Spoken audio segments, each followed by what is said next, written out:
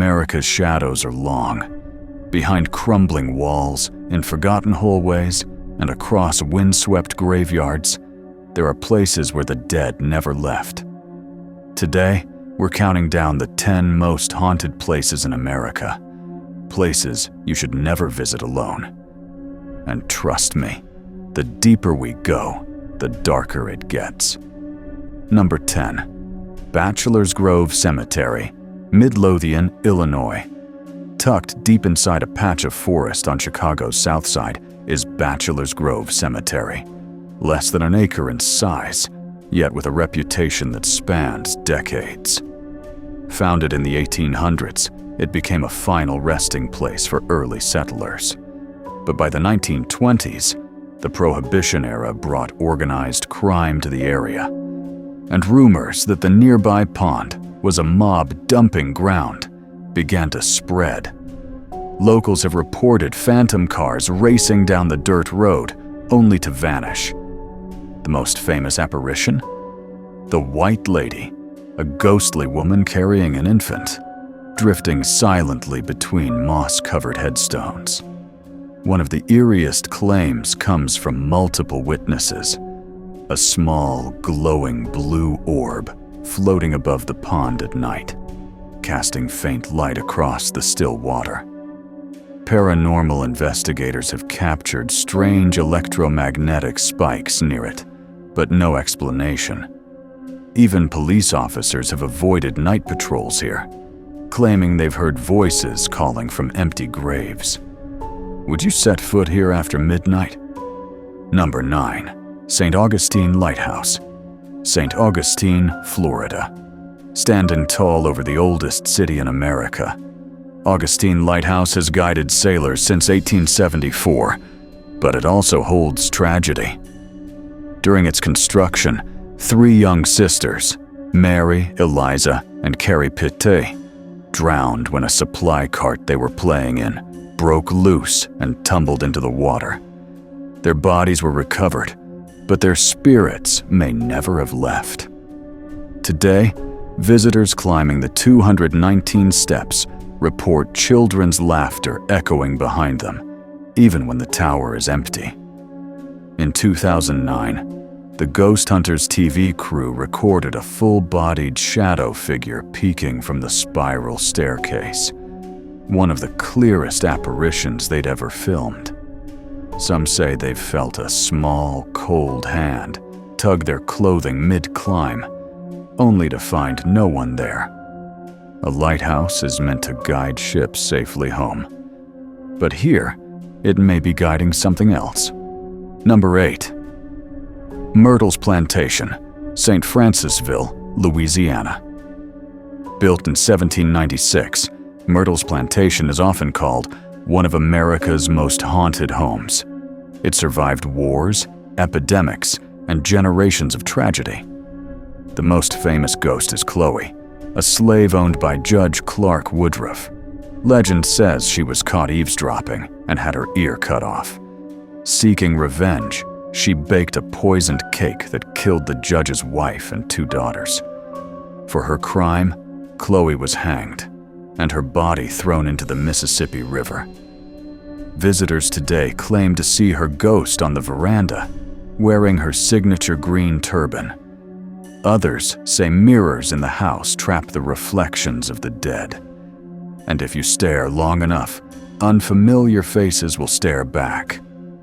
The plantation is also said to sit atop an ancient Native American burial ground. At least a dozen spirits are said to roam the property, from Civil War soldiers to murdered children. If you ever visit, don't look in the mirrors too long. They might look back. Number 7. Lizzie Borden House, Fall River, Massachusetts. On August 4, 1892, Drew and Abby Borden were brutally murdered in their home. Abby was struck 18 times with an axe. Andrew, 11. Their daughter, Lizzie, was accused of the crime but acquitted, leaving the murders officially unsolved. Today, the Lizzie Borden House operates as a bed and breakfast, and the spirits haven't checked out. Guests have reported hearing footsteps pacing the hallway outside their doors at night, and muffled voices arguing. The ghost of Abby is said to appear in the guest room where she was murdered, still lying on the floor, replaying the moment of her death. Staff members have even claimed Lizzie's spirit still roams the home, silently watching visitors. It's one thing to tour a murder scene in daylight. It's another to try and sleep in one. Number 6. Winchester Mystery House, San Jose, California.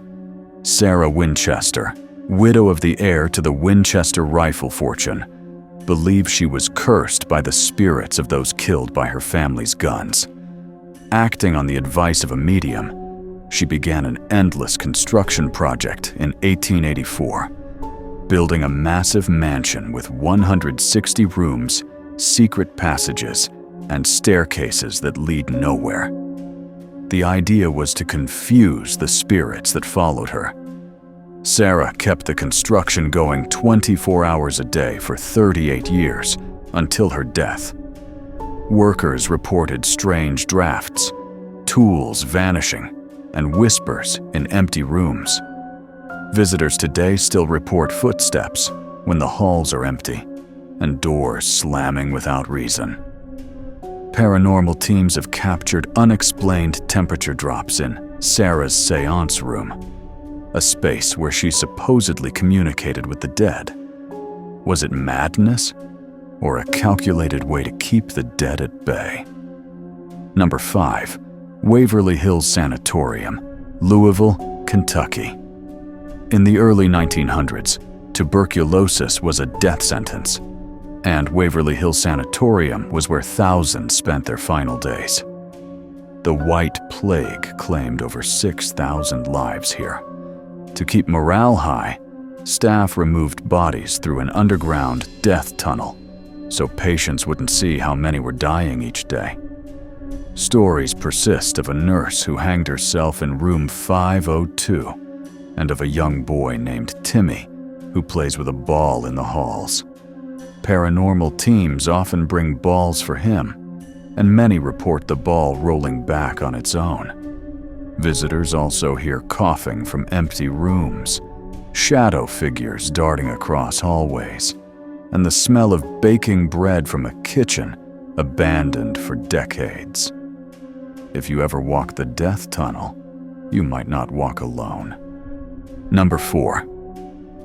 The Queen Mary, Long Beach, California. Launched in 1936, the RMS Queen Mary carried luxury passengers across the Atlantic until World War II, when it was converted into a troop ship nicknamed the Grey Ghost. During service, tragedy struck. In 1942, the Queen Mary accidentally sliced through a smaller escort ship, killing over 300 sailors. Today, the ship is a hotel and a haunted landmark. Cabin B340 is infamous for violent poltergeist activity. Guests report bedding ripped away, knocks on the walls, and even being touched by unseen hands. On the ship's decks, wet footprints appear and vanish. In the ballroom, a woman in a white evening gown dances alone under the chandelier, her face blurred and unreadable. Some areas are so active, they're closed to the public entirely. Number 3. Trans-Allegheny Lunatic Asylum, Weston, West Virginia. Opened in 1864, this asylum was designed for 250 patients. At its peak, it held over 2,400. Overcrowding led to horrific conditions. Patients were restrained for days, subjected to ice baths, and even lobotomies. The asylum eventually shut down in 1994, but some say the patients never left. One of the most active spirits is Lily, a young girl believed to have been born and died here. Visitors leave her toys, sometimes returning to find them moved. Dark figures have been seen pacing the upper floors, and loud bangs echo through locked wings. Paranormal investigators have recorded voices pleading, "Let me out!" This isn't just a building, it's a monument to human suffering, and maybe a prison for more than the living. Number 2. The Stanley Hotel, Estes Park, Colorado. Overlooking the Rocky Mountains, the Stanley Hotel is beautiful and unsettling. It's best known as the inspiration for Stephen King's The Shining. King and his wife stayed here in 1974 in room 217, the only guests in the hotel that night. King awoke from a nightmare about his son being chased through the halls, and the rest is horror history. But the hotel's hauntings are real. Room 217 is said to be occupied by the spirit of Elizabeth Wilson, a former housekeeper injured in a gas explosion. She's known to unpack guests' luggage and fold their clothes. Other rooms, like 401 and 428, have their own ghostly residents, from a cowboy who appears at the foot of beds to phantom children playing in the hallways. Number 1. Eastern State Penitentiary, Philadelphia, Pennsylvania. Built in 1829, Eastern State was the first prison to implement solitary confinement, a method meant to reform, but often drove inmates insane. Prisoners spent 23 hours a day in their cells, with only a small skylight overhead. Meals were slid through a slot in the door. No human contact. The prison's most famous inmate, Al Capone, reported being haunted here by the ghost of James Clark, one of the victims of the St. Valentine's Day Massacre. Today, visitors and staff hear whispers, footsteps, and chains dragging across the floor. Shadowy figures pace the empty halls. Paranormal teams have recorded disembodied screams, and some claim the air inside feels heavy, as if the walls themselves are remembering everything that's ever happened. Would you step inside and shut the door behind you?